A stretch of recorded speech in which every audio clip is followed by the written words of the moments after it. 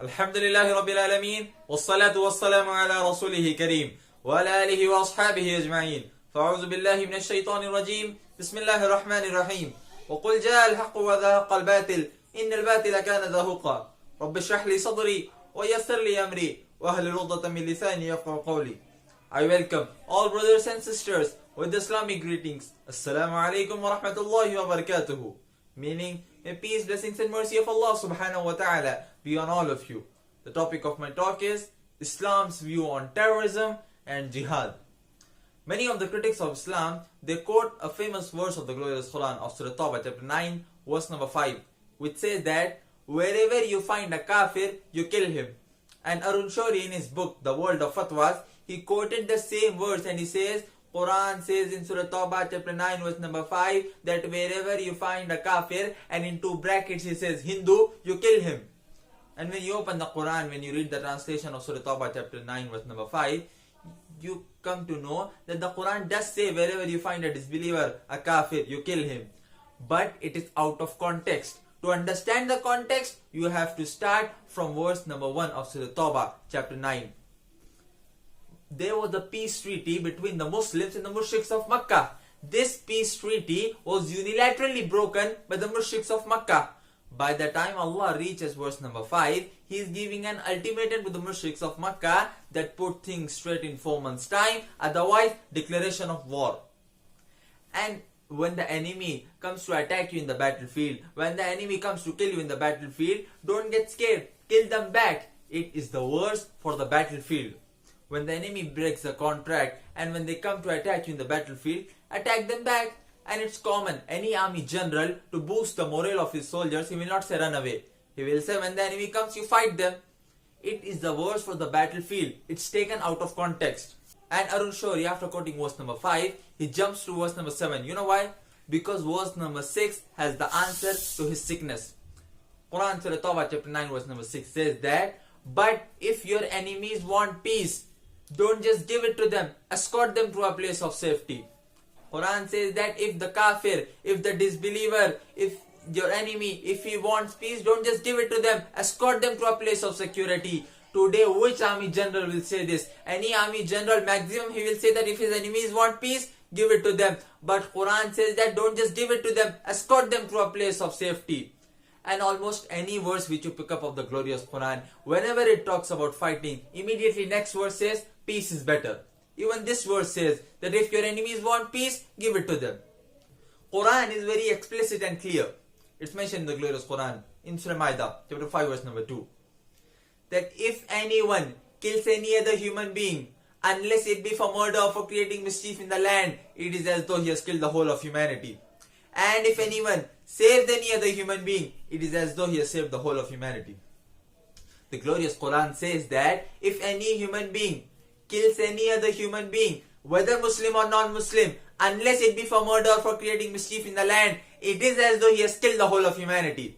And if anyone saves any other human being, whether Muslim or non-Muslim, it is as though he has saved the whole of humanity. This verse alone is sufficient to prove that Islam is against the killing of innocent human beings, whether Muslim or non-Muslim. There is no religion in the world which says that if you have killed one human being, you have killed the whole of humanity. And if you have saved one human being, you have saved the whole of humanity. Islam is so explicit and clear, killing of any innocent human being is prohibited in Islam. It's mentioned in the glorious Quran in Surah Baqarah chapter 2, verse number 190. Allah subhanahu wa ta'ala says that fight until those who fight you, and do not transgress, for Allah likes not the transgressors. It's mentioned in Surah Baqarah chapter 2, verse 193. Fight until there is no oppression. Islam is against oppression. And even when we do qital, there are certain guidelines laid down by Allah and His Messenger Muhammad sallallahu alaihi wasallam for qital. That is when we fight for self-defense. There are certain guidelines laid down. That when we fight, do not chop down trees, do not hurt women, do not hurt old men who did not come in the battlefield, do not kill children, do not break down monasteries, do not destroy temples. There are certain guidelines laid down. Today you see that they are bombing everyone. Women killed, children killed, men killed. If you compare the complete history of Prophet Muhammad sallallahu alaihi wasallam, 82 encounters were taken place and 1018 people were killed. In World War I, more than 10 million people were killed, and in World War II, more than 20 million people were killed. Compare this. And as I said, media is very powerful. Can convert black into white, day into night, hero into a villain, and a villain into a hero. When a Christian nun, when she covers her head, she is respected. But when a Muslim woman, when she covers her head, this Islam degrades women. Why?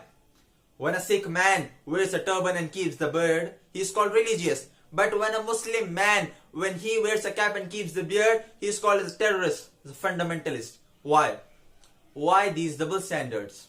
There's an indication by the media that Islam was spread at the point of sword. And the reply to this allegation is very well given by a famous historian by the name Mos Delesi O'Leary. He writes in his book, Islam on the Crossroads, on page number 8. He writes that the legends of fanatical Muslims sweeping across the world, forcing Islam at the point of sword, is the most absurd myth that the historians have ever repeated.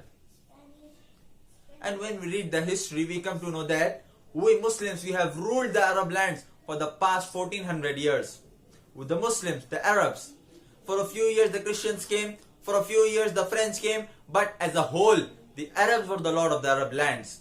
Yet today, there are more than 9 million Arabs who are Coptic Christians. Coptic Christian means Christian since generations. These 9 million Arab Christians, they are giving Shahada, they are bearing witness that Islam wasn't spread by the sword. We Muslims, we have ruled India for about 1,000 years, and that time India was the most powerful country in the world. If we wanted, we could have forced every non-Muslim to accept Islam at the point of sword, but we didn't do it. There are more than 80% Indians today who are non-Muslims. These 80% Indians, they are giving Shahada, they are bearing witness that Islam wasn't spread by the sword.